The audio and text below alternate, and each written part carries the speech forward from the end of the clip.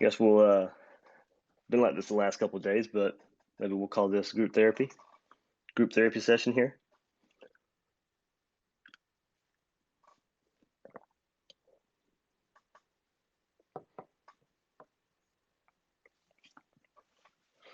Not feeling any better about it.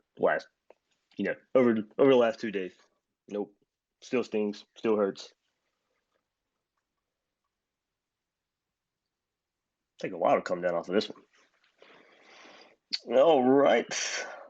You guys heard my thoughts all weekend here on Twitter, of course. Podcast out there yesterday as well.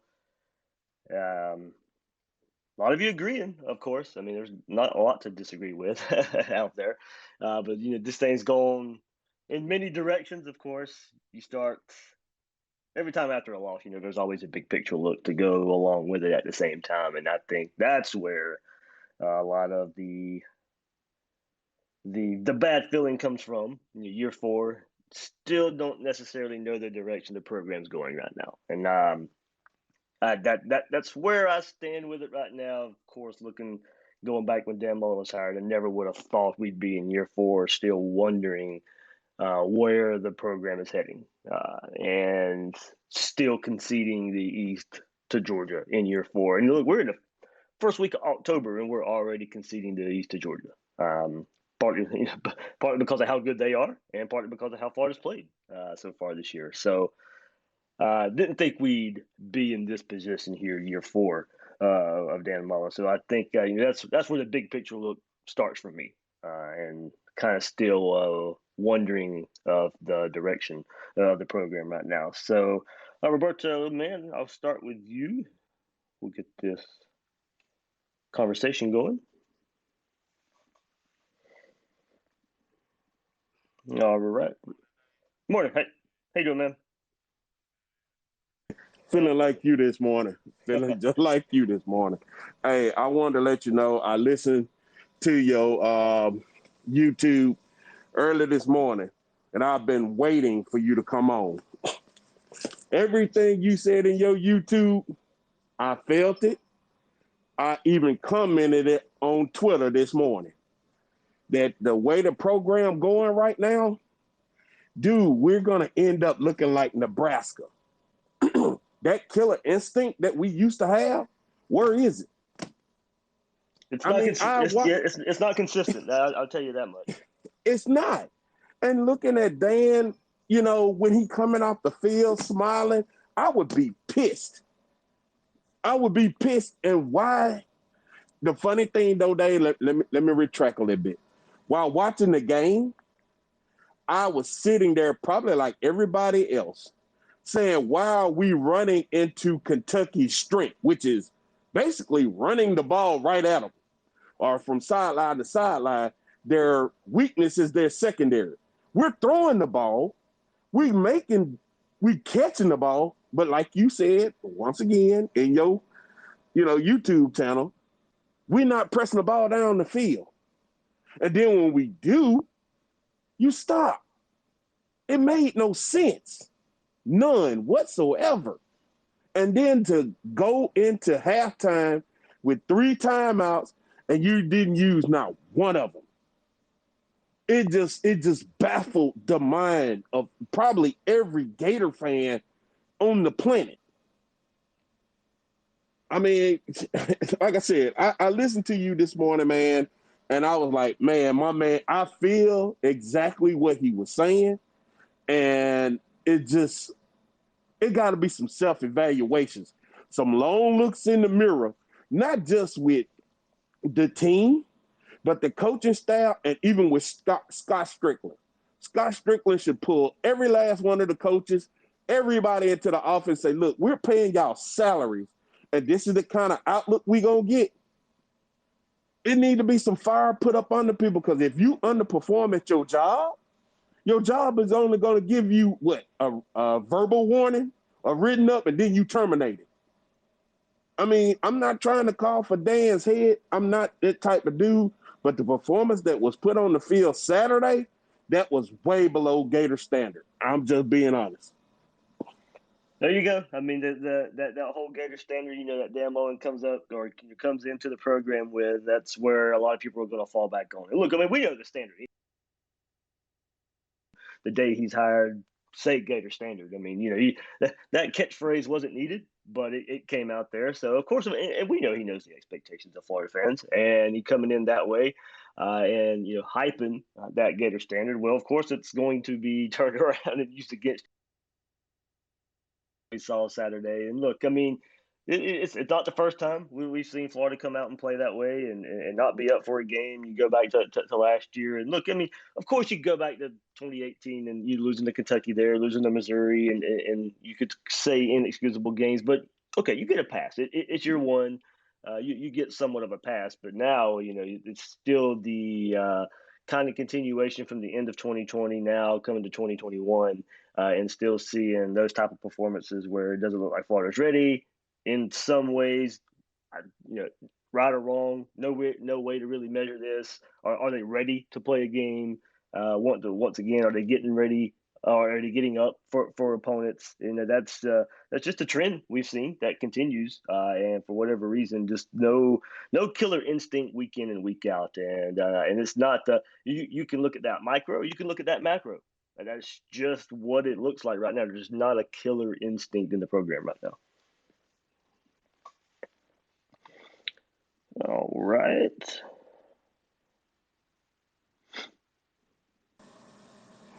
Hey, Ryan. What's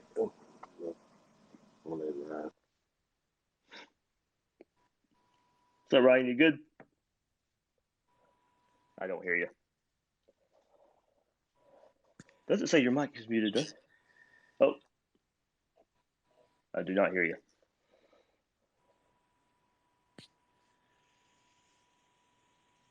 All right. Let me. Ryan, I hear something, but it's not coming through for whatever reason.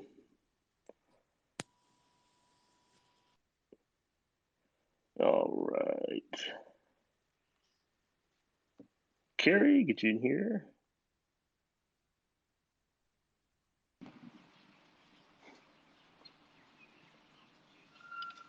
You good there, Carrie? Yeah, good morning, Dave. Hey, man, good morning. The best nation is still Gator Nation, man. Oh, yeah.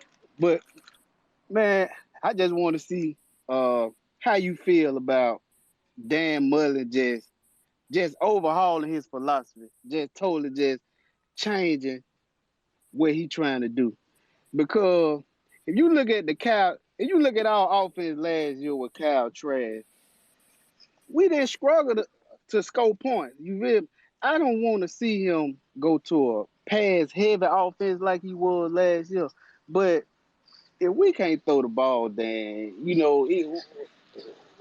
ain't finna line up and beat Georgia with that offense that we running. Like, if I just want to see him go after more athletic pocket passers that can throw the ball, because Emory Jones, it looked like his throwing motion and got kind of slow, because when he throw the ball, it's like he just taking his time to throw it. His release ain't fast. I don't know if his release changed or what, but it just looks so slow and missing. And like, we had players running open, and like, I don't know what it is, but I just think we need to just change our philosophy and just go to a more pass-friendly offense.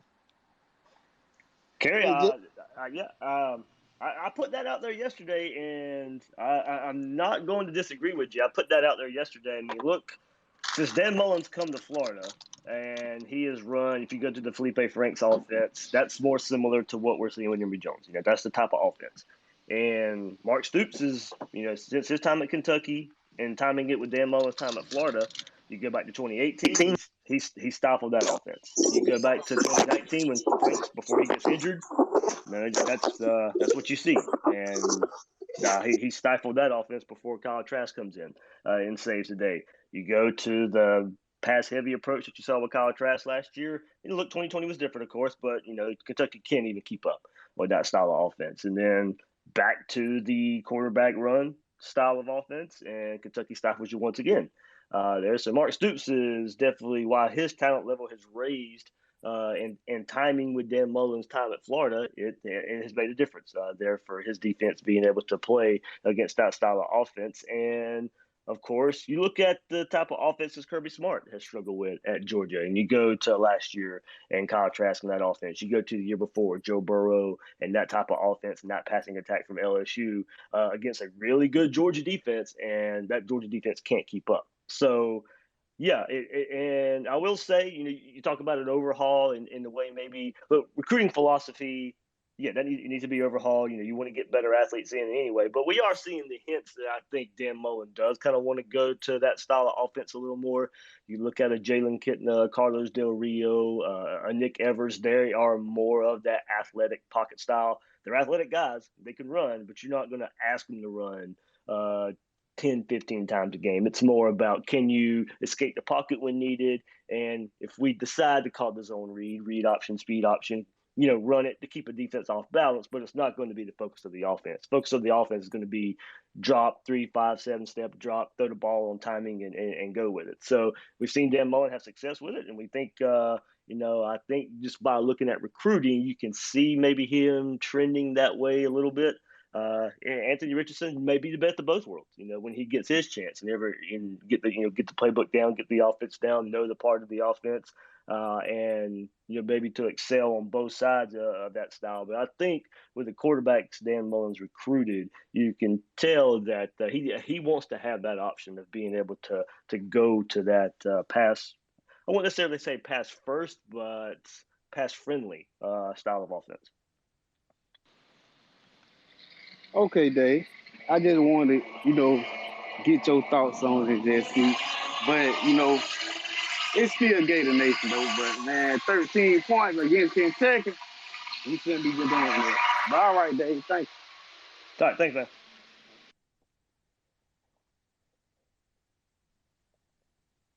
All right, Ryan, I think you're back in here now. Hopefully Twitter didn't kick you off this time. Yeah, sorry. Last time. How's it going, Dave? Good, man. Good. I think, and I've been saying it on the timeline all weekend and stuff, and you said it a lot in your recap, but my question is, it doesn't matter who the quarterback is, right? It doesn't matter if it's Emory, it doesn't matter if it's Richardson or whoever. I think, was it the stat cat said we didn't throw one pass over 20 yards? Yeah. At some point, Dan's got to trust whoever he puts back there, and I don't know why he doesn't. Obviously, we're not at practice or whatnot, but I mean, that was a scared game plan. It was called a scared game. Like, there's no reason, if you think Emory is what we all, thought he was going to be, that you don't let him at least go out and try some of this stuff. And, I think people bringing up game reps from the last couple of years and stuff, okay, probably valid to some extent. But at some point, you got to just do it. Because my question is, what happens the rest of the year?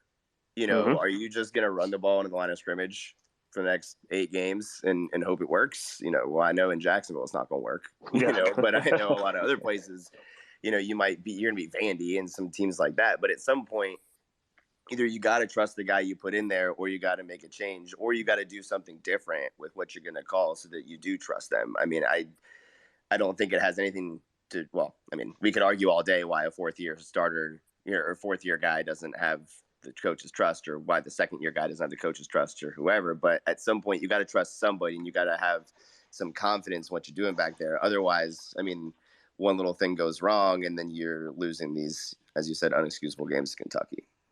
Yeah, that's the thing. This offense is going to keep it. Yeah, this is the offense you are going to run, and it's an off day, then you're going to get that one-score 4th quarter type of game where you can't make the mistake. And that's exactly what happened Saturday night. I'll ask Dan if nobody else does before me, but I'm going to ask him about the downfield passing attack today when we talk to him in the press conference. It's got to be a mix. We do see there are plays where there are guys open down the field, and the quarterback just won't see it, doesn't trust himself to throw it. I don't know what's going on there. I mean, heck, you come in and look, and I know it's maybe a lot different, but we'll go back to 2018. Emory Jones in his first big game, Florida Georgia, deep pass down the sideline to Van Jefferson. So it's not like he's afraid to throw, but you come and get groomed as the quarterback and learning the offense, and it's your chance. And we don't see the same aggression. That look, I know that play was probably practice. That's the play he was come in and designed to run. I get that. Being back in 2018, that's more than likely the scenario there. But we also saw it earlier in the season, and I know we wanted to see more of it, but earlier in the season, we were seeing him test the ball down the field a little more. And okay, you had some interceptions and the pass to Whittemore that gets picked off versus USF.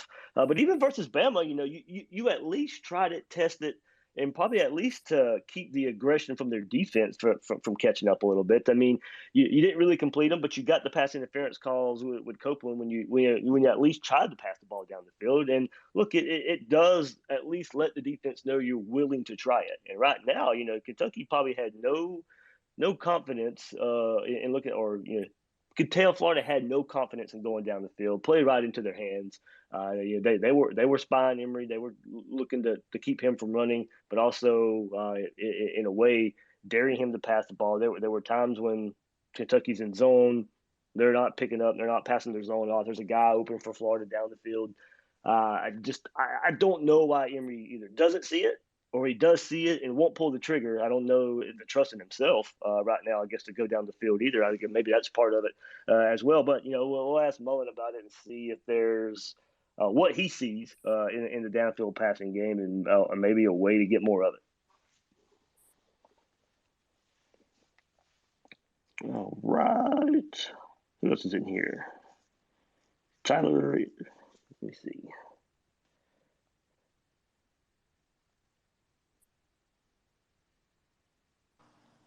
Hey, David, how you doing? Good. How about you? Doing good. I guess my only comment is I just want the thumb wrestling Dan Mullen back. I said it on Twitter a couple times, and I just kind of wonder what happened to that guy. After that loss, that I think that was season 1, bad loss, and he comes out with some fire in the press conference, and it really gave the fan base, a lot of confidence that this is the right guy. And now it's just like every post-game press conference, there's excuses.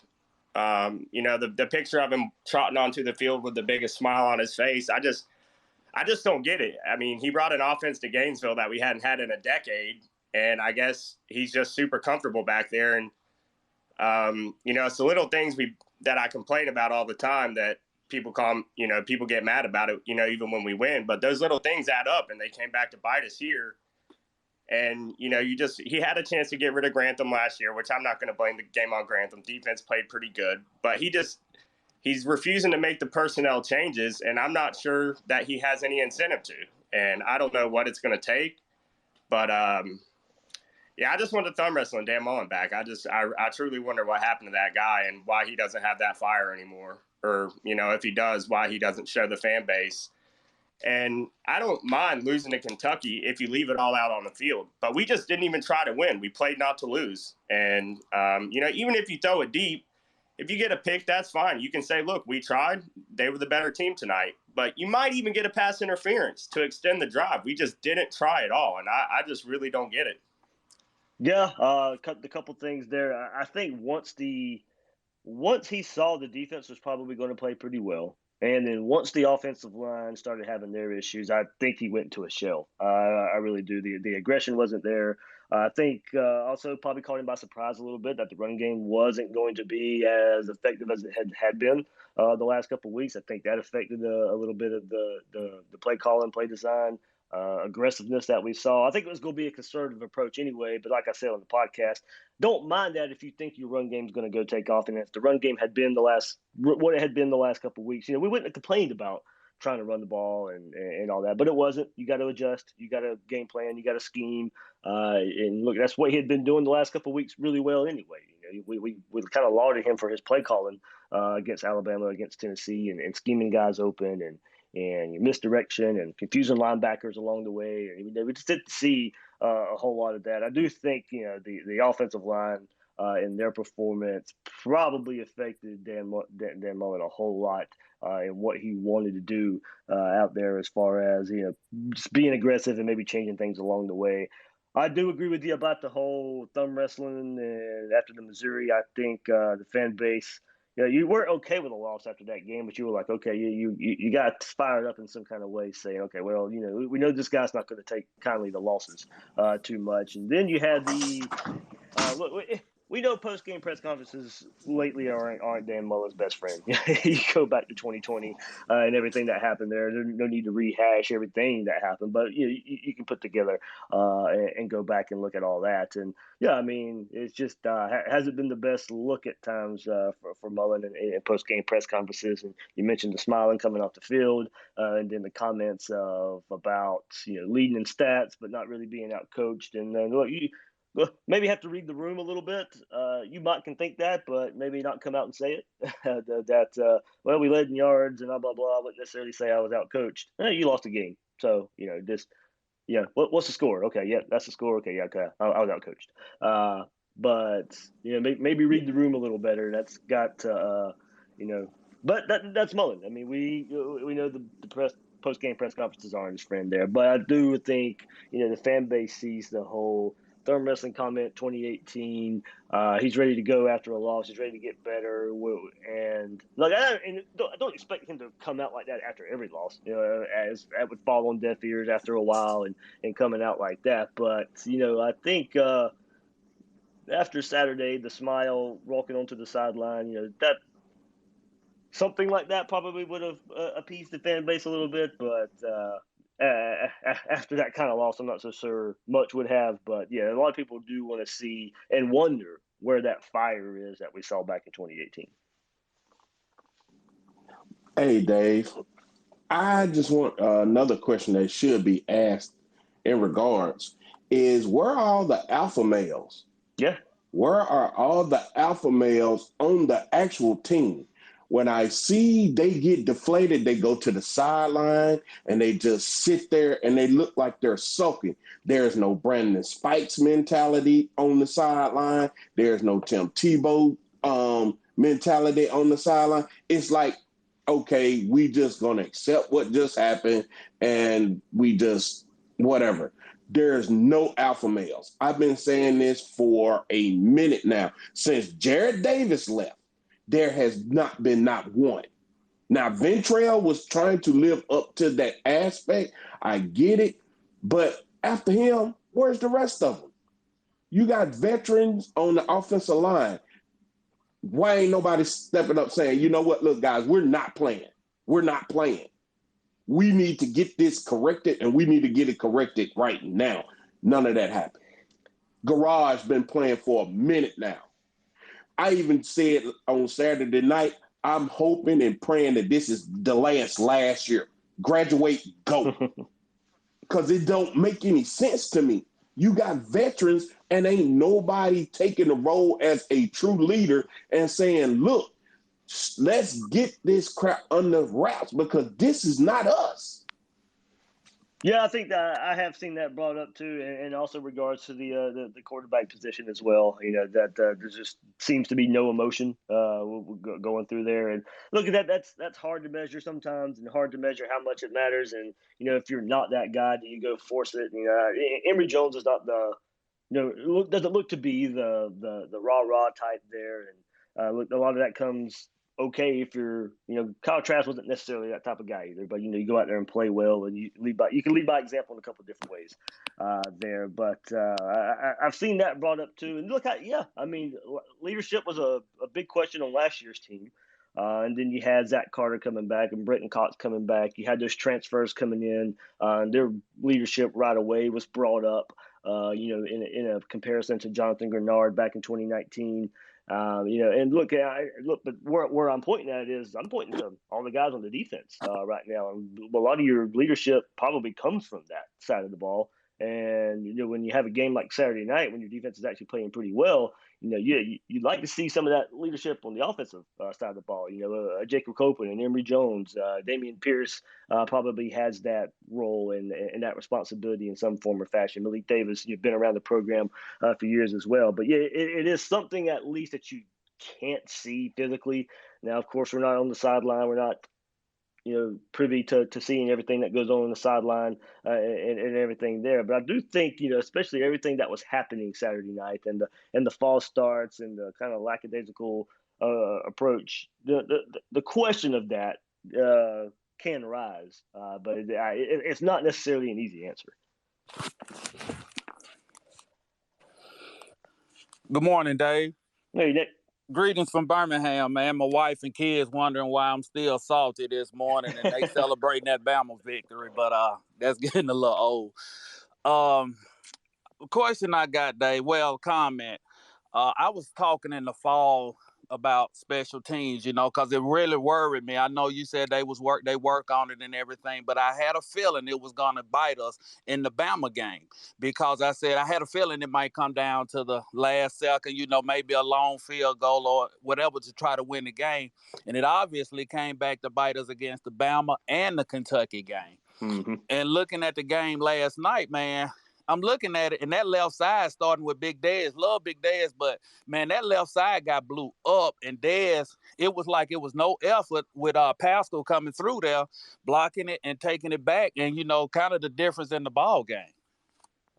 Yeah, man. I mean, in both losses this year, these special teams have shown up, and that's more of a. And I mentioned it on the podcast. It's one of those attention to detail type of things. That's what special teams are. Special teams are a detail aspect of football, and you're not seeing that. Nobody fears anything about Florida special teams. Now, Florida's had great field goal kickers for years upon years. Yeah. And you gave that respect to Florida, but as far as the playmaking ability of special teams, nobody's worried about Florida in that regard. Nope. Nobody's worried about a punt return. Nobody's worried about a punt block. Nobody's worried about a kickoff return going the distance there. I know one change a lot of people have mentioned. Okay, I wouldn't mind seeing it if Lorenzo Lingard, DeMarcus Bowman don't go get touches in the run game. Get them involved in special teams some kind of way, somehow. Young guys, Chris Rainey and Jeff Demps. When those guys were young, when those guys were freshmen, you saw those guys on special teams making plays. And, it kept them engaged in games. Now, you gave them some carries when they were young guys as well, and they performed in the running game as young guys too. But, at least looking at two other guys maybe in that scenario that are young and don't get a lot of playing time, I mean, that's a way to get those guys engaged and get you some more speed on the field as well. And, Mullen knows how to coach football. Will forget more football than I'll ever know, but he's conservative in a lot of areas about football, and a lot of it is maybe relying way too much on seniority, relying way too much on experience, and sometimes just not going with the physical ability. And I know we talk about that at the quarterback position, but I mean, there's other places too. I think special teams is one of those. And he always talks about young guys. If you want to get on the field, go prove yourself on special teams. Well, okay, where are those guys at? And what opportunity are they getting? So,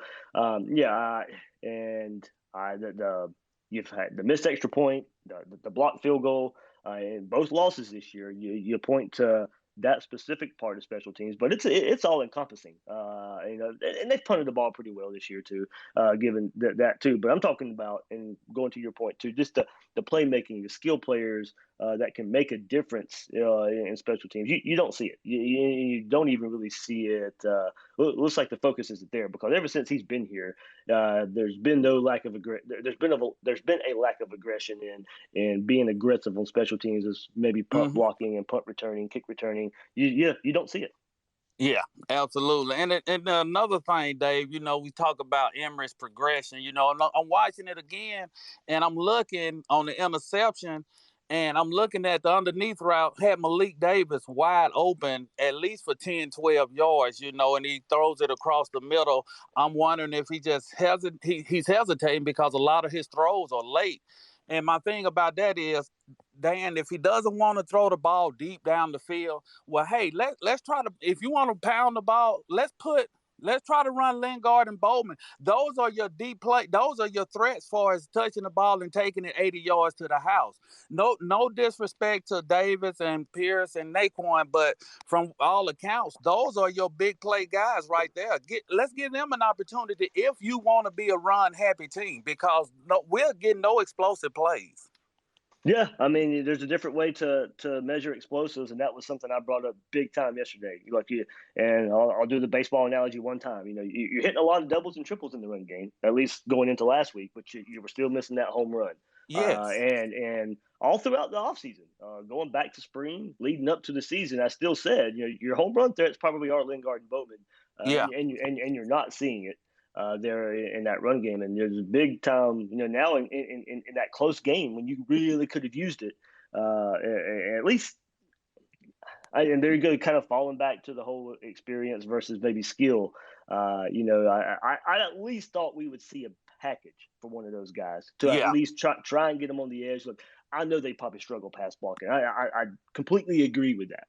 But like, as you said, if you're going to kind of be predictable and you're going to play that conservative run approach style, okay, well, Kentucky's know you're going to run it anyway. So try and get something creative with those guys, get them on Yeah. the edge, and just see if they can bust one. But in that close game scenario, Dan Mullen's always going to fall back on experience. He's going to fall back on a conservative approach, not to mess things up. And that interception messed things up there. And you talk about that play. And look, Kentucky fooled Emory. He never expected that guy to fall back and trail.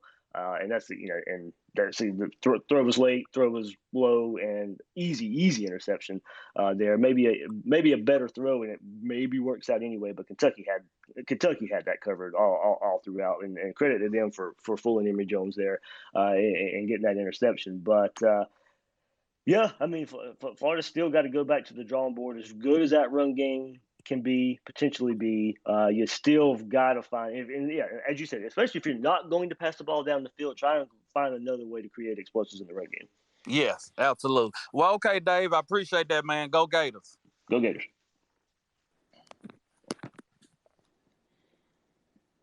All right.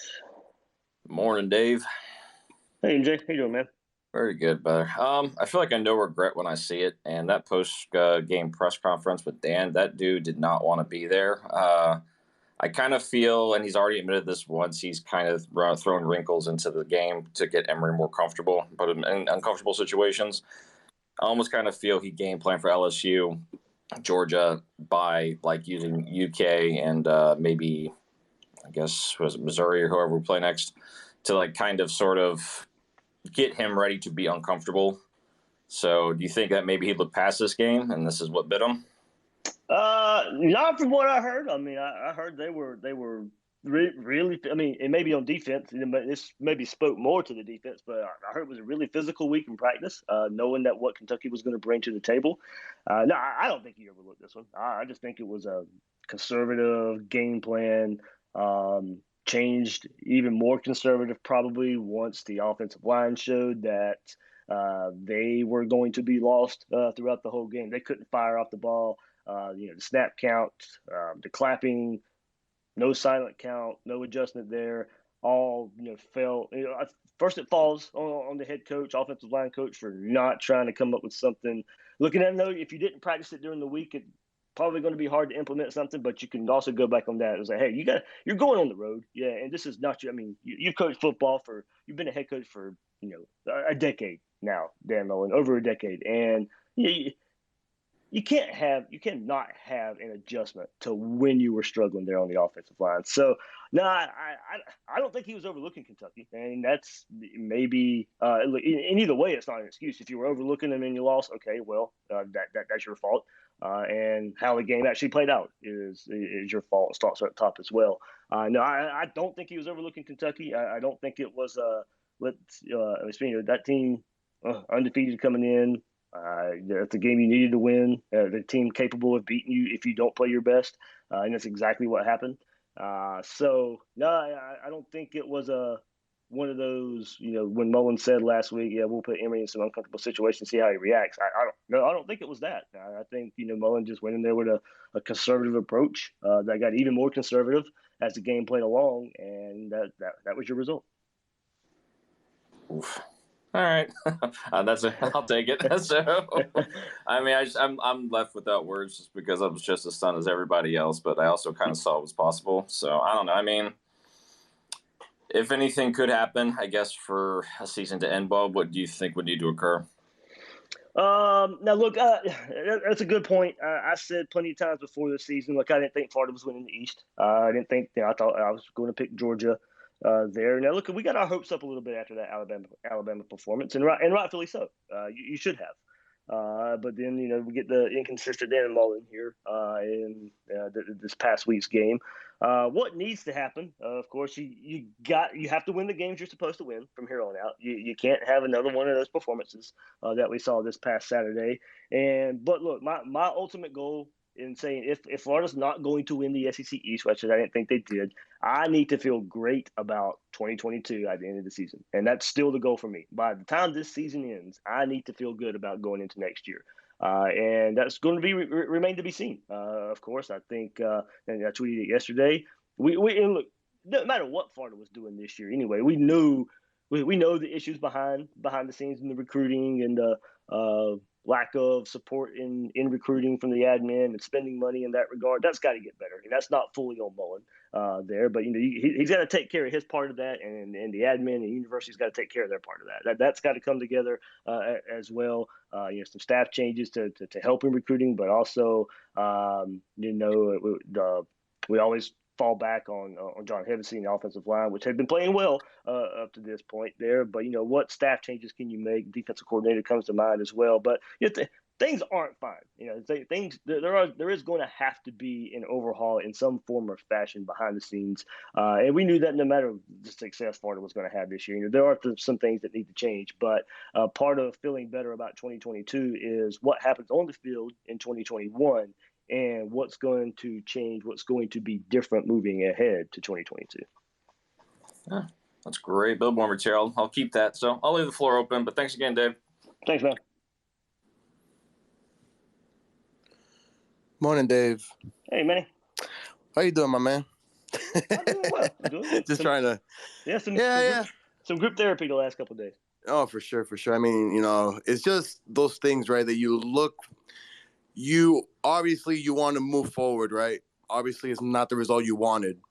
But at some point, you got to realize, man, like, once again, here came an opportunity where you know what you had to do after you actually put up a fight against the number one team in the country, defending champions in the second half. You came back. Last week, first half, slow start. Second week, came back, total domination. To me, Dave, this game felt like you lost. Well, my apologies. My damn dog is getting a little bit too she's getting too excited over here. To me, the game was lost on Wednesday, man. Right? If this is your game plan, if this is what you prepped all week for, you know what I mean? It just feels like it was lost from the get-go. And, Anthony Richardson, we haven't seen him for 2 weeks. Gets one snap in the second half. And then Emory Jones, once again, he's throwing the ball late like he did against USF. It's just those things. It just feels like it was a bad loss at the wrong time. You know what I mean? Yeah, and you brought up the Bama game. Look, and going into the season, we expected that loss somewhat. And then you knew there was a thin line for margin, a margin of error moving forward, because you knew the Bama game was likely going to be a loss, because then you knew you had to turn it on for the rest of the season. Going up to the Georgia game, you couldn't have that loss versus Kentucky. You couldn't have that loss to Missouri if you wanted any chance of going to win the SEC East and taking it to Georgia and Jacksonville. So now, I mean, you're already 2 losses first week of October. It would take a miracle for Florida to be in Atlanta. You didn't want to be in that position moving forward and going into Jacksonville. You wanted that game to be the determining factor of who was going to go represent the SEC East in Atlanta, and that's not happening. But you knew the margin of error was going to be very, very slim when you have Alabama on the schedule. It was one reason that we were all picking Florida in 2020. Look, we thought Florida was better than Georgia anyway in 2020, but Georgia also had Alabama, and so you knew you had some pad. You knew you had some cushion. Well, Georgia, you turn it around. That's exactly the scenario we had in 2021 as well. But you just flip it around. Florida had Alabama. Georgia had the easier schedule, and you were going to more than likely lose that game, but you were going to have to rebound and go get the win in Jacksonville and go on to have a successful season. And that's pretty much out of the window right now, partly because 2 losses. Florida isn't as good as we thought, and Georgia's a really, really, really good football team right now. One of the country, and no question, one of the country's best 2 teams. Alabama and Georgia separated themselves this past 2 weeks. So it's going to take a miracle anyway, based on your record, but also to go in Jacksonville and get a win versus Georgia, and then for them to go along somewhere else this season and lose another game. It's not going to happen. So. And if it does, we can all remember this, and I'll look like an idiot in a few weeks. But right now, you look at what realistically will happen and what we realistically thought going into this season. You could not have this type of slip up. So the prep, this team wasn't prepared. I mean, I don't care how good practice was or what was told or how we were told good practice was this week. It didn't translate. It did not translate whatsoever. Didn't look prepared in one of the game's most important aspects and penalties. When you go on the road, have to take on a tough team. You've got to play good. And we know the tough competition that's been in Lexington lately when you go and play that team, and they were going to be ready. Look, I expected a close game and Florida to pull away in the fourth quarter with a late score a little bit, and so I respected Kentucky a good bit. I thought it was going to be a tough game, but you can't lose in that fashion. And look, I mean, I can ask you guys a question, and maybe something we would speak on. Would you feel better if it was a 30-20 loss to Kentucky? Would you had rather it look like a game we maybe expected, where Todd Grantham can't get a stop, and that the Kentucky offense just runs roughshod over you, or how it played out? Either way, it's a loss. It doesn't really matter, but it just. The way it played out, the approach, the look of lack of preparedness, it doesn't sit well. It doesn't sit well with where you knew that the margin of error for this year was, and building upon what you did last week or a couple weeks ago versus Alabama. You can't have that kind of performance going out there versus Kentucky. Hey, Dave. Hey, man. Hey, yeah, I got here's my take on the game, man. Me looking at the game, I feel like Dan could have been a little bit more aggressive. I do, but overall, when I watched, I missed the game Saturday and I got a chance to watch it Sunday, Okay. and from what I saw, we missed a lot of opportunities out. That was like, I'm gonna put the blame on both of the players, and we probably say Dan as well, but I really got to put it on their execution. If you think about a lot of those false starts, those were on first downs. Like, we got first downs and got false starts. Like, a lot of stuff got halted based on those false starts. Even that field goal drive, we got a first down on that fourth down drive, but then it was a false start. I don't know what we could do as far as like with crowd. I don't know the coaching scheme or what you do in practice to prevent against the crowd, but that's what I feel like that was one of the main issues. The scheme, when I watch it, looking at the scheme, I feel like he was conservative, but I do feel like Emory missed a lot of plays as well, because even though we were being conservative, we were moving the ball. So, I know a lot of people were saying like they didn't like the draws we was doing, but you're getting 5-6 yards on the run. That's what you want when you run the ball. You know what I'm saying? So, outside of those, you take those, you take those penalties away, we probably get a lot more points than what really showed up out there. Them penalties really is what really killed us out there. When you think about, I'm thinking about, like one of the guys mentioned about Emory on the interception. Like you say, he looked to the other side. He had Malik and he had Wells pretty much like almost on a high-low situation. Well, if he just looked to the side, he could have hit Malik, and really the linebacker was about to drop on Malik, and he could have hit Wells, and that probably would have been a touchdown. The next drive, he gets flushed out. It might have been that, the next drive, he gets flushed out on a wheel route where he gets flushed out, and the wheel route was wide open for a TD. Even on the last drive, we still could have scored. Copeland knee hits the ground. And then we gets that took away. And then what happens? 2 back-to-back false starts. Mm-hmm. Then not only that, we still had a chance to score. I don't know what they see out there. It's easy for us to see from the TV stands. I don't know part of like how it looks at Emory's helmet. But like you say, Gamble goes right. I think that was Gamble. He crossed right across his face wide open for a TD. And he throws that over there to Whitmore. So it's like, Yeah, he had decided where he was going with that ball before it even snapped. It's one of the things. It's just like I be wanting, I be wanting to point at my coach sometimes, and then sometimes I look at the game. I'm looking at him just like, Yeah, that's the type of things that's going to happen in a game like that. You're going to you're going to end up pointing to both sides. And Yeah. that's a consistency issue. You'll go and look. I mean, ultimately, it does fall on coaching, of course. That's your guy. When you have 15 penalties, for 115 yards and the 8 false starts, 6 of those were on 3rd or 4th down. Kind of going to your point there. So they came at exactly the wrong time. I mean, look, there's not a good time for it, but 3rd and 4th down, that's you can't have that happen. But so you have to make an adjustment there along the way. But like you said, there were still the chances. You still had a chance at the end of the game to make a play and win. You had two drives at the end of the game where you didn't score a touchdown one time, settled for a field goal the first time. And I think on that drive you were going to go for it on 4th and 1, but you had the penalty, so you end up kicking the field goal. And then no really shot in the end zone on those last 8 plays of the game. So it's a combination, man. That's what makes it so frustrating.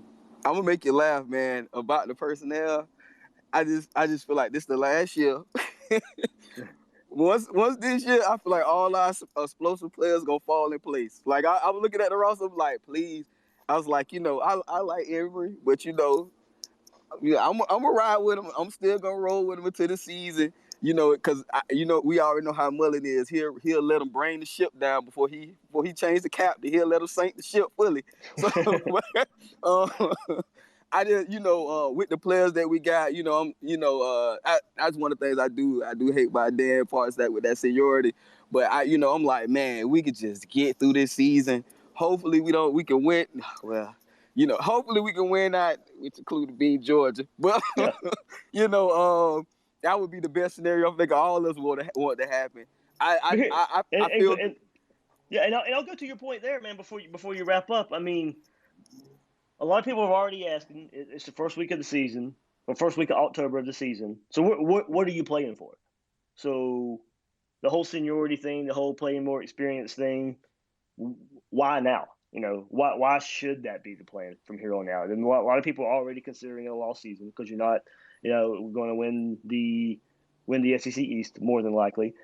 So you have Vanderbilt, you have LSU, a bye week, Georgia. Do you make the change at quarterback to see what you have there to get him ready to get the experience? I mean, more than likely, I still think you play both right now, and he's not going to start Anthony Richardson. We know that, and I think part of my what should happen, what is he going to do? I'm kind of always fall back on what I think the coaches will do. That plays into my decision, plays into my thoughts a little bit. And as you said, we kind of know what Mullen's MO is, but I think there's no question you have to get AR more game reps.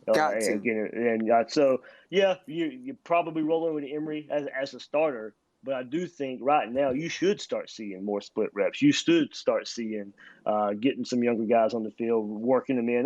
We'll probably see it this week versus Vanderbilt anyway. Who knows how it will play out versus LSU in a couple of weeks when it is a more serious game, a game that you can lose more so in fashion than versus Vanderbilt this week. So I wouldn't take whatever we see versus Vanderbilt this week as a inclination of, okay, yeah, he's going to change. He's going to play more young guys. No, that's going to play out because Vanderbilt's sorry anyway, and you're going to go play some young guys. So I don't think we'll really get a feel for what Dan Mullen would change, what he would do till Florida travels to Baton Rouge in a couple of weeks.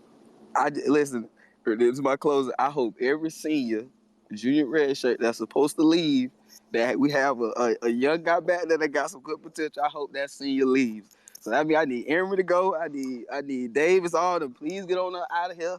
I love y'all. It's been real. Y'all gave us some good years. But I got to see Bowman in them now. And Wright. I want to see Bowman, Wright, and Lingard with AR. I want to see that right there. Well, hopefully we'll get the preview of that this weekend. Yes, sir. Thanks for hopping in, man. Hey, Dave. Hey, Rob. So, going back to what someone said earlier about the lack of juices flowing, Yeah. I'm looking at our offensive line week to week, and I just see our right side being blown up. And, there's adjustments that are being made and everything. And I see that, our quarterback, we're still doing conservative game plan, like you said.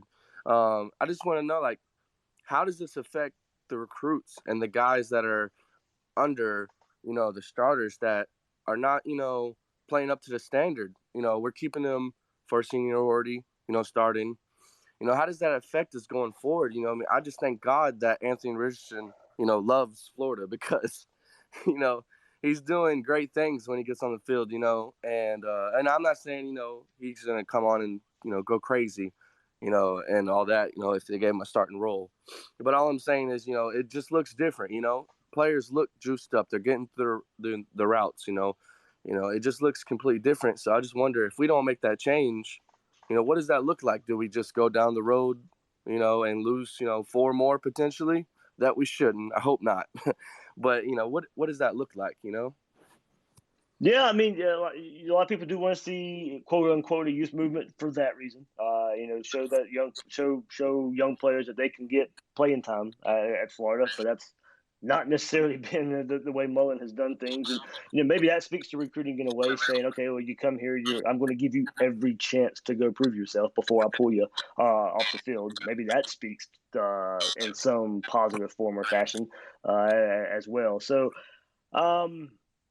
Yeah, but that's on the staff. That's on the recruiting staff to go out there and sell on the trail, which we know they're not right? great / elite at doing so.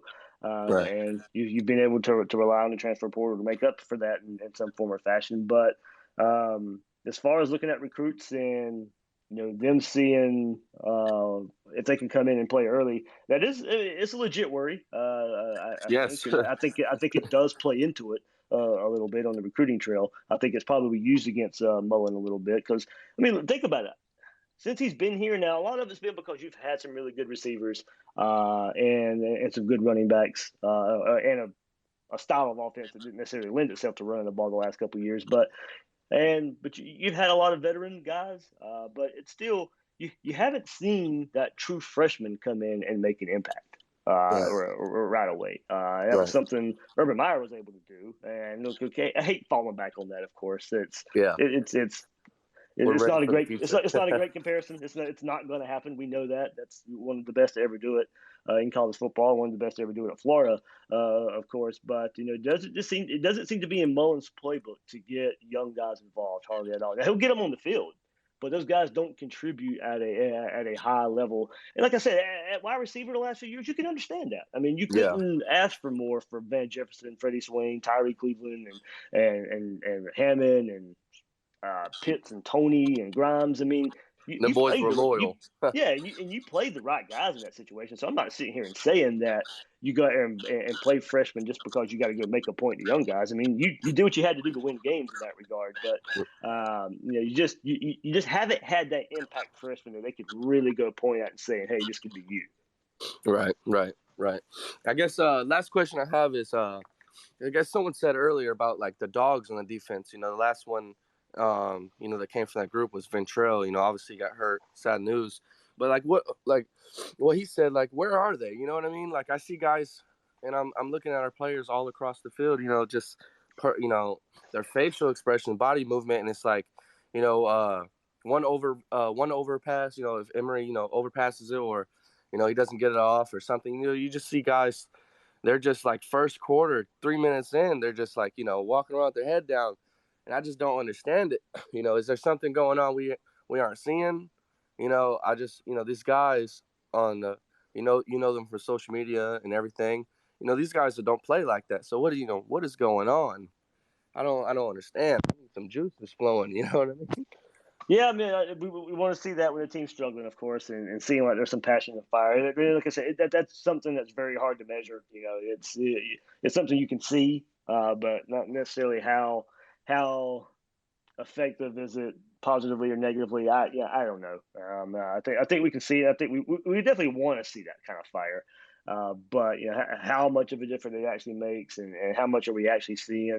That's kind of hard to go by, but we'd like to see it. Of course, everybody. Yeah, man, we need some dogs. Yeah, everybody compares, the whole, Tebow and the clapping and the firing up the fan base and all that kind of stuff. But just that doesn't seem to be the personality of this team in that regard. Right. Thank you. Thanks, man. All right. Hey, Dave. I just wanted to speak on the EJ and Mullen type situation. Yeah. Yeah, for sure. I think Mullen's getting kind of a bad rap for the conservative play calling because I think he just doesn't trust EJ. I mean, look at his yards per pass per throw. Like it's 6.4, and his average rush is 6.3. Like you can literally run him as much as he's throwing. And I think Mullen's done a very good job of masking EJ's, kind of not great ability to throw down the field. And the kind of thing that happened with Kentucky was we couldn't run the ball as much as we have been. Like look at our rushing, look at our rushing yards. The first 4 games or whatever. Right, I said that earlier. It is a slippery slope to call it conservative when you've been running the ball like you have been. I mean, it can look conservative on the surface, but who's going to blame Dan Mullen for trying to go out there and run the ball with the way this team has been running? But I get your point too with Mullen and the play calling because some of the deep balls are there, and as I said earlier, Emory's not pulling the trigger on them. You do have guys open down the field, and Emory's not pulling the trigger or not seeing them. So it's not the fully on Mullen for the conservative approach altogether. For sure. I do feel you on that. Yeah, no, for sure. Like, I feel like what Mullen's doing a fantastic job, like scripting plays for EJ, because he absolutely knows what EJ can do, and like what he's scripting is dump offs and like under 15 yards, first read options, like he's allowing EJ to just like throw like under 10 yards, under 15 yards, and like that's what he wants to do. And whenever EJ has to work through the progressions and stuff like that, it's not working out. And I feel like Mullen's like feeling that kind of heat. And I mean, I get you there, and Gator Ryan, he's still in here. He and I have kind of talked about that too. It's just okay. Then why is your fourth year quarterback not ready for that? Then I mean, that's probably the bigger question and bigger picture question. You got a fourth year quarterback not going through his progressions, not throwing the ball down the field, and we laud Dan Mullen for quarterback development and all that. And right now, you're having to be conservative because your quarterback's not testing the ball down the field, and you're running the ball well. Of course, you can fall back on that. So I think the next thing for this offense is to figure out what you can do when the run game's not there. You can be caught by surprise a little bit, I guess, because it had been working so well. So now it's just about adjustments and building on taking learning lessons throughout the season. All right, well, you learned a lesson Saturday night. Your run game wasn't where it needed to be. You had to overcome some penalties. So what can you do now to when the going gets tough? You got a whole Saturday night worth of game film there to figure out. Okay, what can you do now to still try and get something out of the offense? And as I said, that's one reason I know Anthony Richardson wasn't the explosive player we saw the first couple of weeks. You maybe even could call that a little tentative as well. But maybe that's where you just give him a little more snaps in the second half to see if he can bust one of those big plays. And the potential's there. He's about the only player who's shown it this year where he can score from 80 yards away. And I know this isn't USF, and I know it's not FAU, but you have a baseline to go by. You have something to go by that's saying that at least that potential is there. So maybe that's the change. And it's the same. Maybe get some of the younger guys on the field that have that home run ability, an Anthony Richardson, a Lingard, a Bowman. Maybe that's the change you see. If the run game's not working, you still got to go find a way to get that explosive play.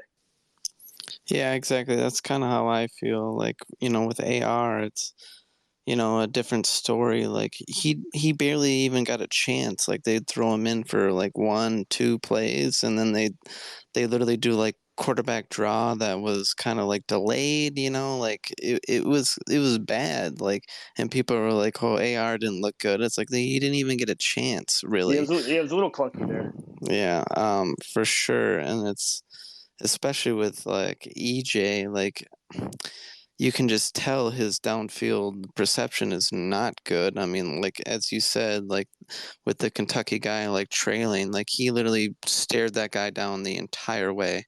And then look at the Whittemore Like on the 4th and goal, like he should have had that touchdown. Like if he put a little touch on that pass, that's a touchdown almost 9 out of 10 times. Like Trask would have definitely had that.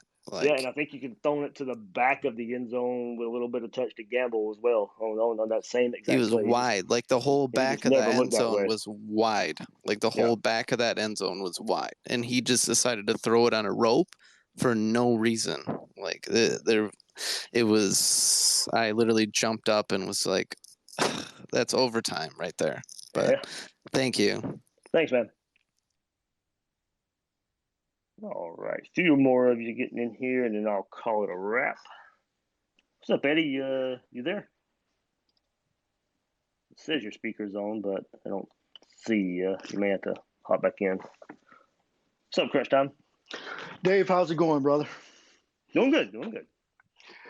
You know what? I usually ask from an injury standpoint how the team came out, but just from what I'm hearing, especially from the fan base, how does the team sound after that loss to Kentucky? Is it where we're going to see? Here's what I don't want to see for Florida fans. I don't want to see what we saw from LSU last year, where that team just went into the tank and never came out. So just from a gauge standpoint, does this team look like they're going to be on solid footing to where they're going to finish out the season, or is it just in complete shutdown mode? Hard to tell right now. I mean, you can really only go by what they say in post game, and all we heard from was Emory Jones and Zachary Carter, and seemed okay. I mean, they're saying the right things. We'll see how they put it together on the practice field this week, and it's probably a good thing you got Vanderbilt this week. You go and go play. I mean, just go play, and this was going to linger in the fan base for a little while. Vanderbilt's not going to get anybody excited or anything like that. So the talk is going to stay out there. But that's up on the how much belief they have in this coaching staff, how much they trust this coaching staff, how much they want to play for this coaching staff, how much they want to play for each other. I mean, you had some guys coming back. You had Pierce and Davis and Zachary Carter and guys that have been around the program for years now. It's up on those guys to get this team ready, motivated, and go finish out the season. Look, you never know what can happen. You've got to keep that in mind as well. I know the big goals are very, very, very slim for Florida this year. At least the ultimate goal is. But the chances of that were slim to begin with. But you never know what can happen in the SEC right now. You got to at least keep that open, that door, cracked a little bit. But you're right. I mean, we don't know, honestly. We'll get to talk to Mullen and the players today. Honestly, I could care less what they say. It's more about what you go do on Saturday. Especially this week in practice, preparing for Saturday. And you basically get 2 weeks to prepare for LSU. You can go out there and run the ball 60 times against Vanderbilt Saturday, and that'd be enough to walk out of there with a victory. No matter how well you're ready to play or whatever, that's just kind of the status of this game. So it is all about responding, and to me, just kind of tough to forecast what it means on that part of it. And I'll say this, and before I get out of here, fantastic job this week, Dave, with all the interviews and everything, getting ready for this game. The LSU game will say a lot about where this program is, because as bad as Florida fans feel about where their team is right now, trust me, what's going on in Baton Rouge is 1,000 times worse. Yeah, and it's another road game for Florida. So whatever you had as all the problems this past Saturday night in Kentucky, well, you got 2 weeks to get that fixed. Absolutely. There's absolutely no reason. And we'll be able to tell a lot about that team. If they come out and you look any kind of similar to all the false starts and all that kind of stuff there next, then you got a bigger problem. And so we'll see where it is in that regard. But you basically got 2 weeks to get ready for Baton Rouge Saturday, and that's getting ready for the LSU team just in general, and getting ready for another road environment where you can't have the performance that you had this past Saturday. Absolutely. Good luck to your Gators this coming up week. Thanks, man.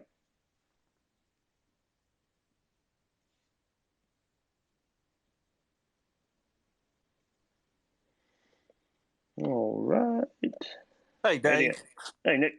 Hey, one other thing. I was sitting here thinking, man, about the Emory and an AR situation. You know, it was similar to Auburn over there with Bo Nix and Joey Gatewood.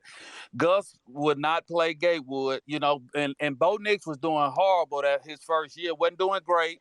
But the thing about it was, if he played Gatewood, then he was going to have to field a lot of questions if Gatewood would have came out there and played well. Same thing with Felipe and Trask. If Felipe wouldn't have got hurt, we probably wouldn't have won the game in Kentucky and wouldn't have knew nothing about Trask. And then Dan's been fielding questions this year about AR and EJ.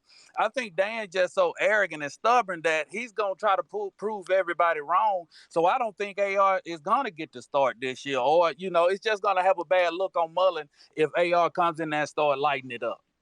Yeah, well, hey, I'm going to tell you, part of that's on Mullen. I mean, going into when we finally got our media sessions, you know, a month before the season, and almost every week we would either just be talking about Emory or just in general. And Mullen would bring up AR by himself, and Yeah. a lot of the AR and how he was playing and all that. So some of that he brought on himself by bringing up Richardson and how he was playing all throughout fall camp. And I'm not blaming Mullen for that. I mean, I'm glad he did and said, you know, okay, here's what we have. Here's another quarterback who's playing well. But I'm just saying a lot of it's brought on because of Mullen preseason and how he was talking about the quarterback position as well.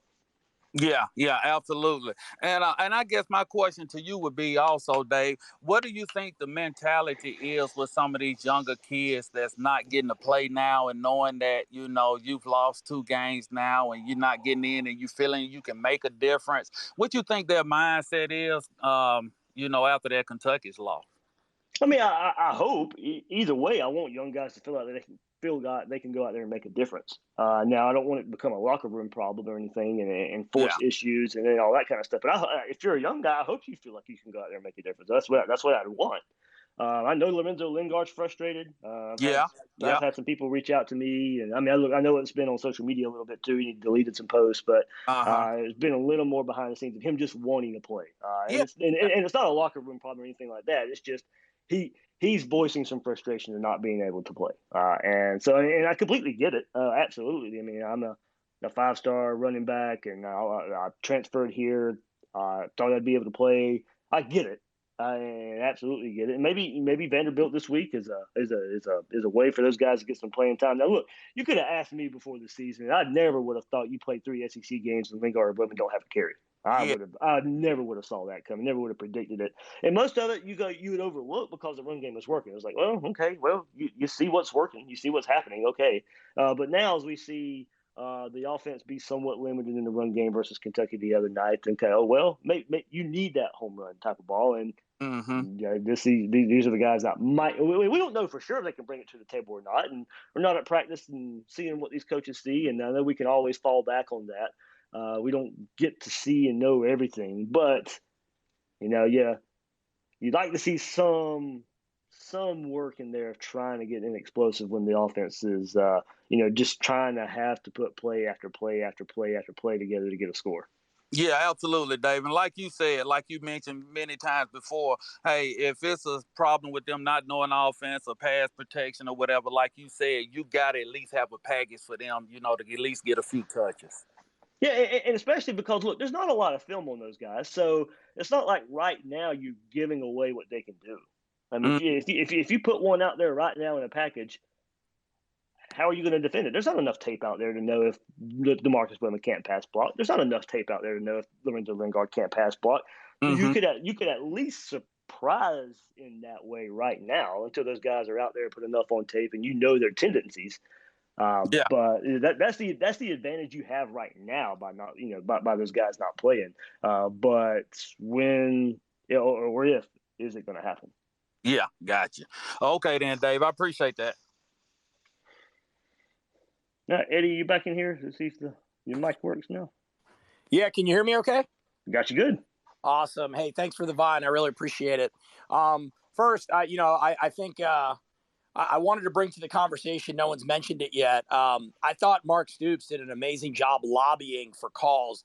I don't know if, did you guys see the difference in the officiating after he thought they missed on that, I guess that pass interference? right away they called a phantom block in the back on Valentino. I couldn't believe it. I literally rewinded it, and he's hitting him right in the front of the jersey. But that ended up costing us right there. I mean, we would have been right there, first and goal. And that was all on Mark Stoops. I was like, is he about to get tossed out of the game? I mean, he got so violent with the officiating that they felt the need to make up the call, and they made it up right when we would have been right at the end zone. And that really crushed us. And again, that played into the somewhat conservative play call with time, time ending in the first half. If that happens that way and they are not making up that call, then the conservative play game plan probably is working, because we score that touchdown, we go up 10 points on the interception, and then that happens. And then right after that, they called a phantom hold. Yep. And I'm like, oh my gosh, they're crushing us right now. And I kept saying, Mark Stoops, man, he lobbied for it, and they listened to him. And my whole thing was, man, I wish we would have been fired up about those crappy calls, because that really cost us in the third quarter. I was like, my gosh, they're literally they're making it so. There were 7 calls. I'd say about 3 of them were not even questionable. They were outright just lies. I was like, that is go back and look at the Valentino block in the back. It'll shock you. You'd be like, I can't believe he called that, that way. But I just wanted to bring that to the conversation. I believe everyone has the right to express themselves, so, we're Gator Nation. We expect to win. We expect to win in, very stylish fashion. And, everybody's heartbroken, but, hopefully we rally behind our guys this Saturday. And, there's a lot of season left too. I mean, we lost more than 2 games last year. But there's a lot of season left, a lot of opportunity to turn this thing around. And from what I saw in the Alabama game, even though it was a loss, I feel like we have the horses to actually win. We definitely, hopefully this inspires people to get more fired up, and, guys take ownership of the rest of the year. And you never know. Let's play it out. I'm not about cashing in the season at all. Maybe it's because I let up a lot of home runs in my baseball days when I was a pitcher at Florida. But you got to pick yourself up and get after it again. But I appreciate the Vine for sure. Thanks, Eddie. Yeah, there was definitely a difference in the referees and the calls after Stoops got on them. And most of the calls you couldn't argue because of the false starts. You saw those, but the questionable calls, the up for interpretation type of calls, were certainly there from the officials, and especially Florida getting a lot more called on them after that. Look, I thought, speaking of penalties there and the false starts there, I thought Florida got away with a lot of them toward the beginning of the game. We were talking in the Discord, Gators Breakdown Plus Discord chat room, and I was like, okay, well, DeLance probably could have been called for 2 or 3 false starts before they really started calling them on Florida. So I thought Florida was getting away with them there. Look, the refs missed that targeting call in Kentucky as well. That was, to me, I don't know how much more of a definition you need of targeting there in the first half of that game. And I know Stoops was all ticked off about the pass interference calls, and that's when he got on the refs. So I was like, well, you probably forget you got away with a targeting call there in the first half of that game as well. So it maybe ended up all working out in some form or fashion there, especially the ones where you can't argue in Florida there. But there was certainly a difference once Mark Stoops went after the officials. All right, I'm trying to get a couple more in here before we go. Let's see.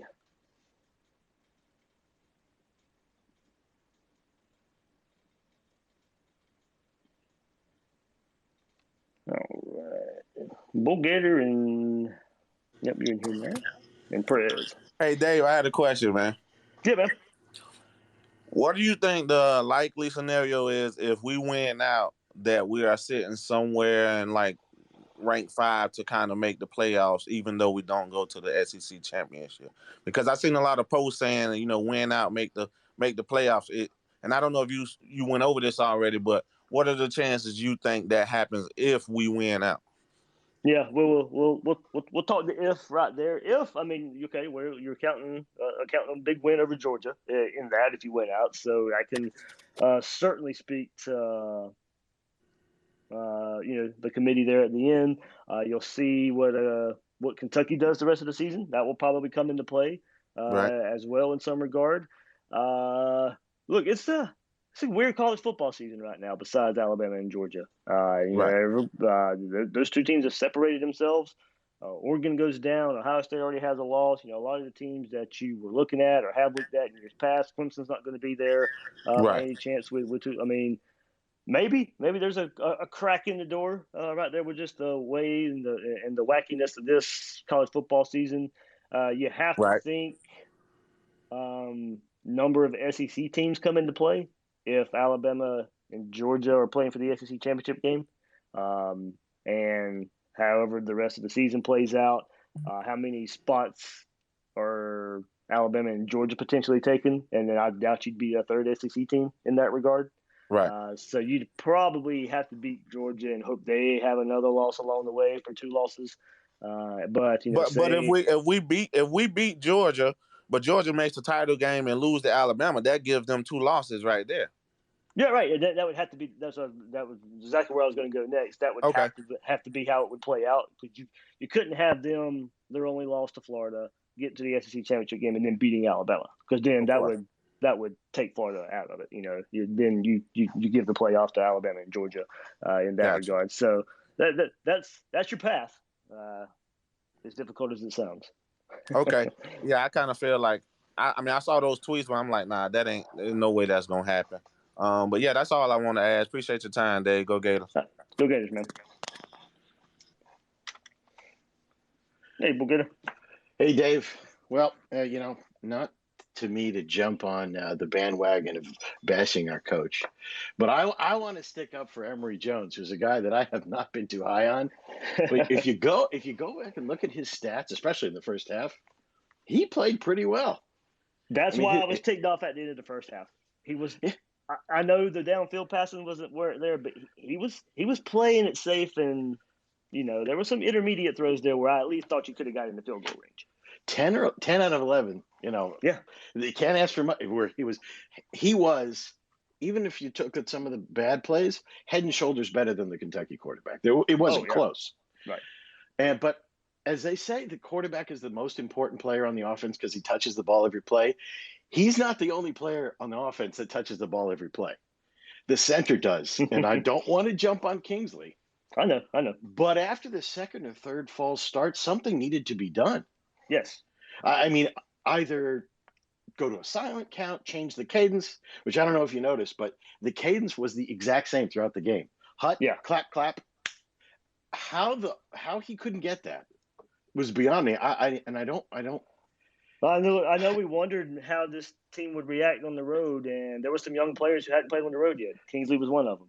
And but don't get me wasn't wrong, that?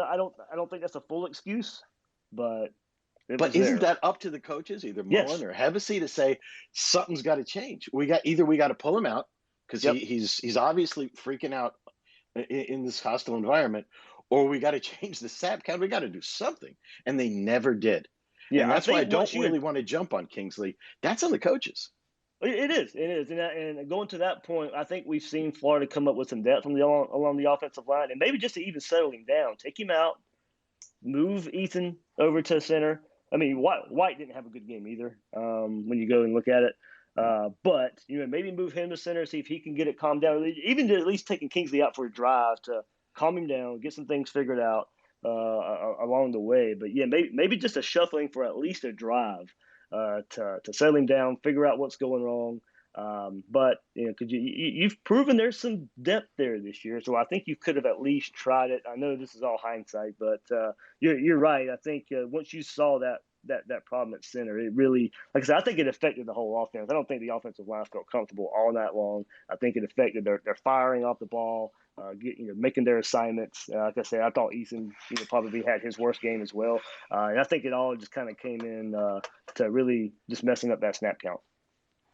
Yeah, I think the whole thing, and I don't want to blame the players. I blame the coaches in this. I have a feeling that UF went into the game without taking it either too seriously or seriously enough. I think it seems as if Coach Mullen moves his attention to the next big game. Like before we played Bama was our number one focus. Now that is a tough team, where maybe he was looking on to LSU or Georgia. But whereas on the other side of the field, Stoops. No, I hope not. Kentucky's a good enough team. If you're not going to play your best, they'll beat you.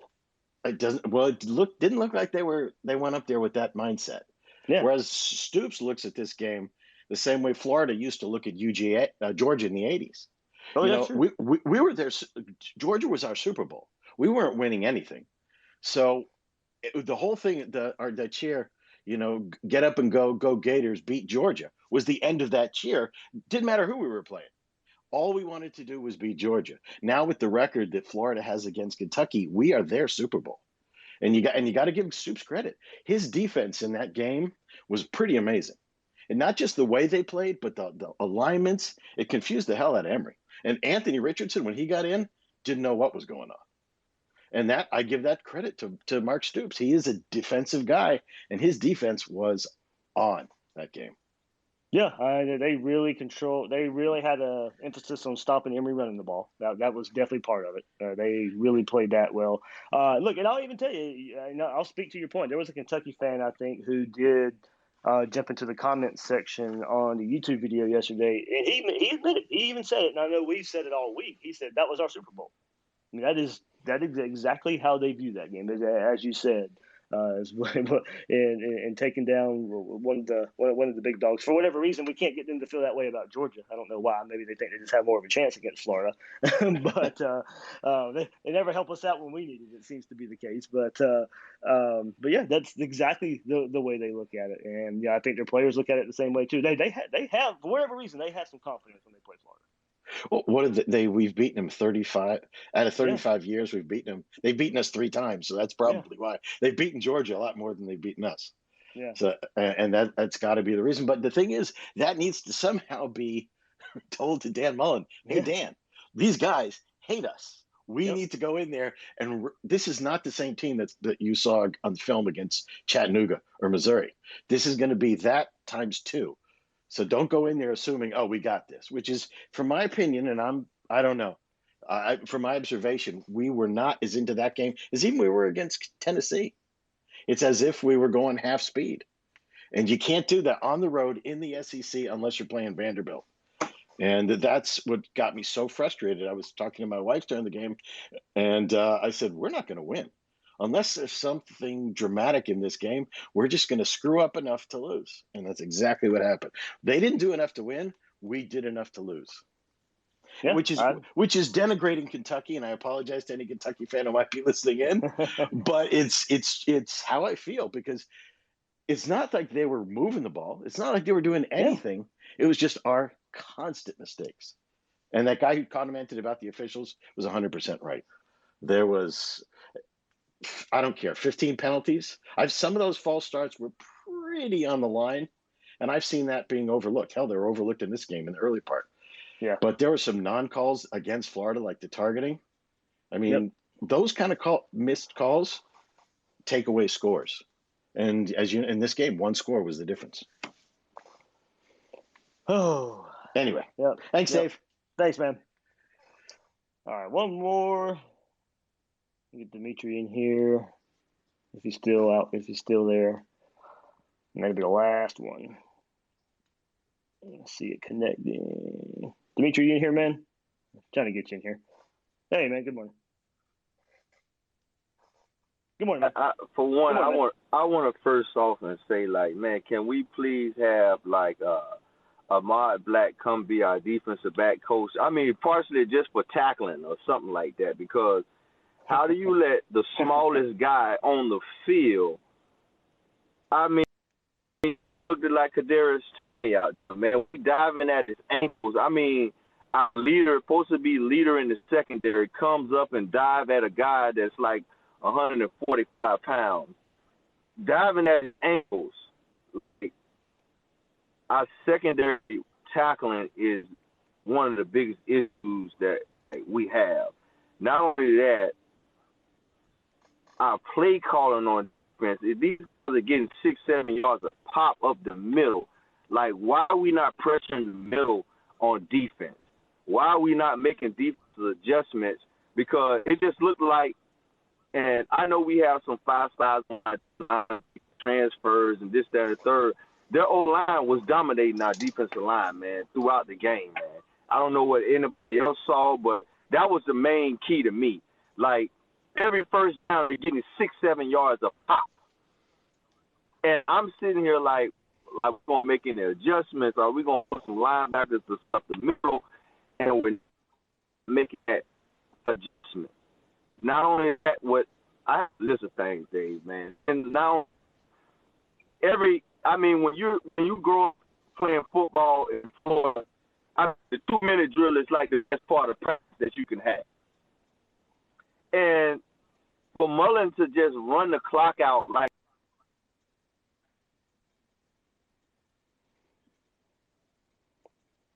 All right, I think lost connection there, but I think we got most of it. Yeah, I've already spoke there on the first half, late first half, the 2-minute drill. Yeah, you gotta go score there. You got to be more aggressive in that opportunity. At least go play for a field goal. I mean, if you were going to be that conservative, okay, at least play for a field goal. Go get 30 more yards and go put yourself in field goal range late in the first half there. And especially, like I said, we can speak all the questions and limitations we have about Emory, but at that point, I thought he was playing good enough to go and at least go try and be aggressive for a score late in the first quarter or late in the first half. I thought he was at least playing well enough for that. I wouldn't have been conservative in that regard. You talk about the defense there, and yeah, I've talked about the inconsistency up front all season. I think we have seen it, and look, it's hard to pin this one on the defense. I think we can nitpick and say you'd like to see this defensive line be more consistent, more aggressive, and control the game. But for the style of offense Kentucky is, I thought they did about as good as you could ask for. You give up 13 points as a defense. Now, I get it. The first score is going to – the first score ticked me off. It should tick everybody off. You knew that was the playmaker. You knew that was the guy. You could not just lose sight of him. But look, he's a good player. He's going to make plays. It's easy to sit here and say you should have stopped him. Okay, in a way, after that play, he didn't do anything the rest of the game.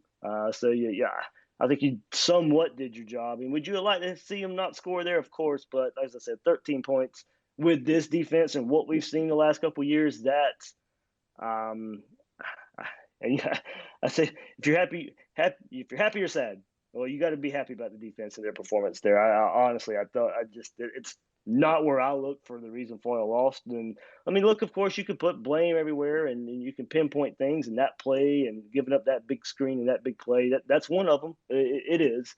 But in the big picture, big scheme of things about this game, that's way, way, way, way, way down the list before I get even to complaining about that. But we will. You can take things away from games. And I still say, this defensive line. Yeah, I'd like to see some more consistency up front on that side of the ball as well. All right, 2 more in here, and I will go. This is it. I'll cut it off right here. Let me bring C2 in here and Julio. Hey, how's it going, Dave? Hey, man, how you doing?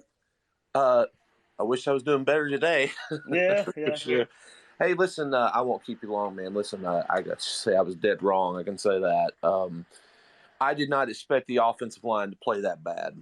And it wasn't just the false starts, man. We just were not physical Saturday at all. But I'm not sure if this has been mentioned. But I think from what I understood, from what I've heard that Elam could have played if we really needed him Saturday night. Now, I thought the corners played pretty well overall. I don't think they played poorly. I wouldn't say that. Other than that big screen pass to, Wan'Dale Robinson, who looks like a UF caliber athlete to me. But I think you go back to the LSU game, we could have played Pitts in that game, and Pitts didn't play. He could have played. I think Mullen even admitted later or somebody admitted later that we could have played him if we really felt like we needed him. My point to that is, I think when you don't play your best player, you're sending a message to your football team that this game don't really matter. This game doesn't really, we're not taking this team very seriously. We're just going to sit this guy out until we can play somebody good. And that just puts a mentality in your team.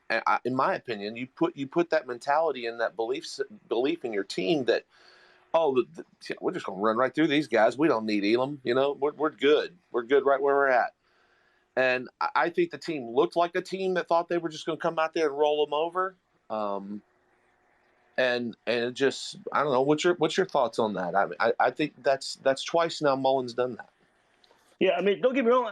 I want that mindset. I do want the mindset that you can go out there and go beat the other team. That should be the mindset. But I guess maybe the seriousness of it. I guess kind of maybe where you're going with that. Now, Elam not playing didn't make a difference in the game, but I know what you're talking. You're talking mindset and the approach with that. Maybe to even extend that, if you want to talk about what kind of message are you sending your team, and what kind of message are you sending your team right before the half as well, in that last drive. So if you want to combine those two thoughts, and maybe that's plays into the thought system and the trust of the team there. I wouldn't argue against you if you think that makes a difference. I don't know about the Elam thing. I know he gave it a run. He warmed up, and then they called it off that he wasn't going to play. So it's I don't know. We'll see. I know it started coming out Friday that he probably wasn't going to play. All right, I don't really know any more than that as far as the Elam goes, and if he could have played or not. I know you and I have talked about some stuff behind the scenes, so I know you got some good stuff out there and how you can gather info. So I mean, I wouldn't put it past Mullen there and just saying don't need him, and really they didn't. But I know you're talking more about the mindset. Yeah, I mean, I'll tell you, I'll go back. I don't know if this is going way back. I don't know if anybody remembers a radio show in St. Augustine, ESPN in St. Augustine, called the Gator Connection. It was on for a long while. And Fred Weary was a co-host. My friend Keith Kazarowski was the host, and Fred Weary was his co-host. And Fred used to talk about how, as a defensive player, it was the you had the mindset that you were going to kill this team because you knew Spurrier was going to go for the kill early. You knew that Spurrier was going to try to put this team away before the half. And he said it instilled a mindset in those players. We're going to come out, we're going to beat this team. And this defense, all we got to do is just play even decent on defense, and we're going to kill this team. Yeah. And it was just a mindset, it was a swagger. It was just, and you don't see that. I kept thinking when we were right before you, as you mentioned before the half, I kept thinking, man, if this was Meyer, he would go for the throw right now. And because you notice when Kentucky got that, man, forgive me, I forgot the sequence of the things, but they got a turnover on us, I believe, right? I think we turned the ball over a couple times. But anyway, when we turned the ball over, what did Kentucky do? They went right down the field and attacked us. Now, thank God we have a 5-star corner in Marshall that did a fantastic job, in my opinion. And somebody said he put Wan'Dale Robinson in Alcatraz, and I agree with that. He did. After that one play, that didn't happen. So there were some bright spots to this team. I do get concerned about the mentality of the team, the psyche of this team, because now they really, truthfully, let's be real honest, they got nothing to play for now. They really don't. And now it's all about pride. And if it were me, I would focus, week to week, but I would really focus on that Georgia game and try to ruin their season at that point. Because, listen, I'm a Gator through and through, bro, but it's roll tide for me the rest of this way because I do not want Georgia winning a national championship, and I don't care who beats them. I don't care, we just can't have that happen. And another thing I'll point out, and I'll go. What's frustrating about all this? We got Miami down. We got FSU down, and we're not capitalizing on that at all. And not in the recruiting trail.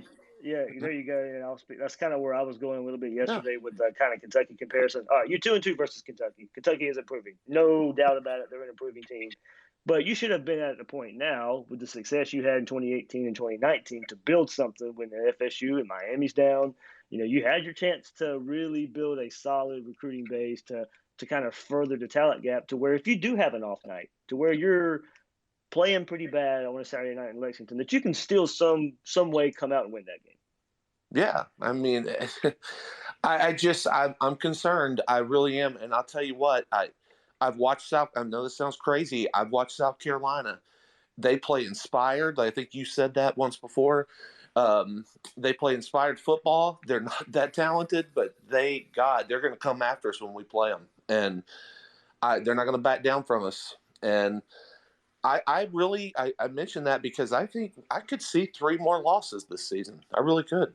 I think LSU is going to be a real challenge, obviously, and Georgia is going to make or break our season.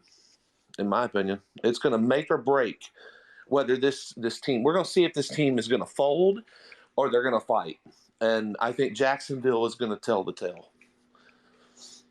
Yeah, I mean, I think you want to see that killer instinct. You want to see that mentality from here on out, and that goes for the going in practice. You want to go see that goes for the coaching staff. That goes for the players. I think and I agree. I think it does start up top, and I know we can sit here and talk, and sometimes we can give Dan Mullen credit for tinkering and trying to work on things in a game or something like that. But okay, well, do that when you're up 30-0 in the midway to the second quarter. That's right. You don't have to tinker from the get go. Go out there and go put your points up, and then start putting your young guys. But that goes back to the respect of the opponent. I'm sorry to interrupt you, but that goes back to the opponent. I mean, he plays down to his opponents, and he's done that since Mississippi. He did that at Mississippi State. Of course, he was usually the one that was down as far as talent wise. Well, you know what? I went and thought about that too. I mean, what was it? 2016 for them, where they opened the season up with a loss to South Alabama. Or something like that. I mean, so it's he's played down to the competition. He was at Mississippi State too. Now, don't get me wrong, he played up to it as well, and never beat Alabama, but gave them a run for their money a couple of times. And LSU and Auburn, Texas A&M teams that recruit better than them. But there were those inexcusable losses at Mississippi State too, and those games like you just opening up the season with South Alabama and losing that game. That's kind of reminiscent of what we've seen a couple of times here. Well, look at remember in Meyer's book. When Meyer said, he talked about Dan in his book. I think I can't direct quote it, but he said something like, it was 4th down in the 2006 SEC championship game, and Dan screaming in his ear, "Go for it, effing go for it." Just I don't know if you remember that or not, but yeah, he said that Dan pushed him to go for it, and that's when we did that fake, I think, with Cornelius, Jamel Cornelius. But where's that Dan Mullen? Where's that Dan Mullen? Yeah, where is that guy? The first drive of the game may have been the indication there. I mean, Mullen, I'd say 90-95% goes for it right there on 4th down. Yeah. You know what? It's always go Gators, bro. And we're gonna get this ship right. We're gonna get the ship right eventually. And just I don't think it's going to be under Dan Mullen, unfortunately. So, all right, we'll see where that goes. All right, thanks, man. Thanks, man. All right, Julio. I see if you're still in here, man, you'll be the last one I have. This thing has went on for an hour and 40 minutes now. So, all right, There you are. What's up, boss? Hey, man. My question is, did you see the play with Tyron Hopper filled the hole? He he came up high, kind of got ran over, but isn't that the linebacker play we need right there? Like on that exact play, isn't that the linebacker play we need? I feel like the linebackers we have now, as soon as the ball say hike, they backing up. Yeah, it goes into what are the coaches asking them to do, but you would love to see moving forward, filling the gap there, and that's what you were going to need versus Kentucky. I mean, their offensive line is going to try and move defensive linemen out of the way and ask their running backs to make a play. For the most part in the defense, I mean, I thought they did an okay job. Yeah, but Kentucky had to run yards. They were always going to have to run yards. I mean, I'm not going to sit here and ask a defense for a Kentucky team that's got a really good offensive line and some good running backs to go out there and make them run for 30 yards. This to me wasn't likely, especially with this defense. I mean, I didn't expect that anyway. Like I said, I want some more consistency up front. I thought the linebackers played okay. I expected Diabate to go in there and have a lot of tackles. He did.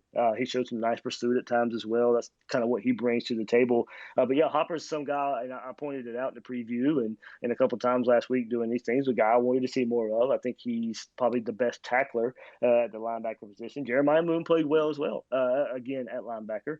I think Florida got pretty lucky there that they identified that preseason. Ventrell Miller goes down and Jeremiah Moon comes in and does some nice things as well. So we'll see. Kentucky, they did a good job against Kentucky. I don't think Kentucky played all too well, and I think a lot of that was due to Florida and what they were doing as well. It's just I still want to see some more consistency. I thought Gervin Dexter played another good game, but it wasn't what he did versus Alabama and Tennessee the week before. To me, I thought he had a good game, but there's still a lack of dominance that I thought we'd see on a more consistent basis from that defensive tackle group. So for defense, get Elam back, have Marshall continue to show some progress that we saw Saturday night versus Kentucky, and some more consistency up there in that front seven. Linebackers a little more aggressive, as you say. I would like to see them play a little more aggressive, and I'd like to see that defensive line with some more consistency. So I think that's where I'm at on the defense, after a performance that was worthy of a win Saturday night. All right, guys, thank you so much. This completely went a whole lot longer than I thought it would, but going to have that conversation with you guys. Thank you so much for hopping in here for another Twitter Spaces here. I know we all trying to cope together with this one. We'll see what we get moving forward. I'll do this again Friday morning as well. Every Monday, every Friday. We'll see what happens in the bye week, but we can worry about that in a couple weeks. But got to go. Sure to check out Gators Breakdown tonight. Me and Will Miles, 9 o'clock, a little bit later start tonight. We'll talk to Dan Mullen today. I'll try and get in and ask a couple questions that I know you guys are wanting to know some answers for. So we'll get in there and get that done. So be on the lookout for Dan Mullen's press conference today, and we'll review it all tonight on Gators Breakdown with me and Will Miles starting at 9 o'clock. So that'll do it for this edition of Twitter Spaces, and I'll check you guys out on the next one.